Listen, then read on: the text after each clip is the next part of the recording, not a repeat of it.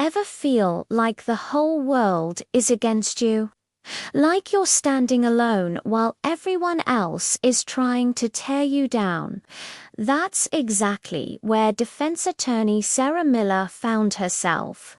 She was representing a young man, David, accused of a high-profile corporate espionage case. The evidence seemed stacked against him, and the prosecution was a powerhouse firm with unlimited resources. They were sharks, and they smelled blood in the water.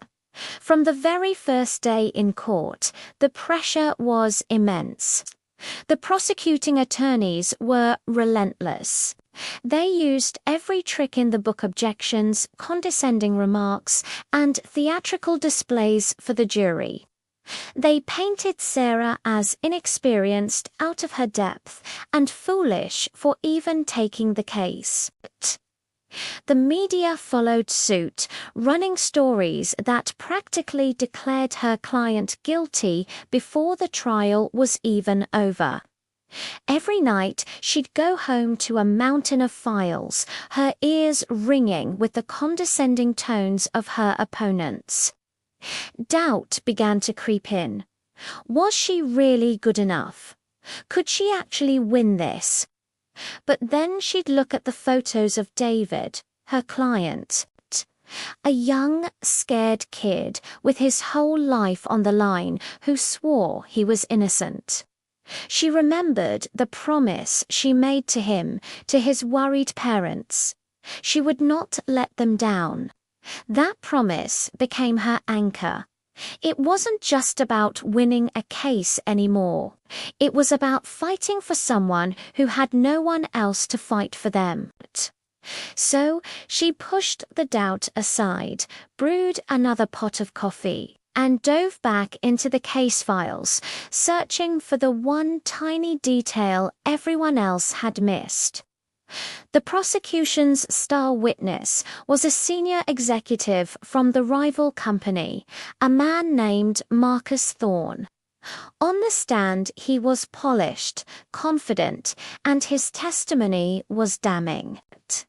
He laid out a seemingly airtight narrative of how David stole the data. The courtroom was captivated. You could feel the jury leaning in, convinced. The prosecution rested its case with smug smiles. They thought they had it in the bag. They thought they had broken her. But they had underestimated Sarah Miller when it was her turn to cross-examine Thorne. Sarah walked up slowly, her expression calm but her eyes sharp as a hawk's. She didn't start with the accusations. Instead, she asked about his travel schedule, his expenses, his seemingly unrelated meetings in the months leading up to the alleged crime. The prosecution objected irrelevant. They shouted, but the judge, intrigued, allowed her to continue. Sarah calmly presented hotel receipts, flight records, and encrypted emails she had painstakingly pieced together. They showed that Thorne himself had been secretly meeting with a third company, a foreign competitor. Then came the final blow. Sarah projected a single, heavily encrypted email onto the courtroom screen, an email she'd hired a forensic expert to recover from a wiped hard drive. It was from Thorne to the foreign competitor, and it contained the very data that David was accused of stealing. Thorne had framed the junior employee to cover his own tracks. The courtroom erupted. Thorne's confident mask shattered. He stammered, he sweated, he crumbled on the stand. Sarah hadn't just created reasonable doubt, she had exposed the real criminal. David was exonerated, his name cleared.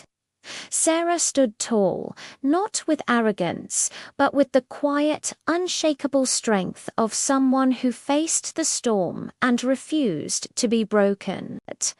This story shows that no matter how overwhelming the odds, conviction and perseverance can change everything.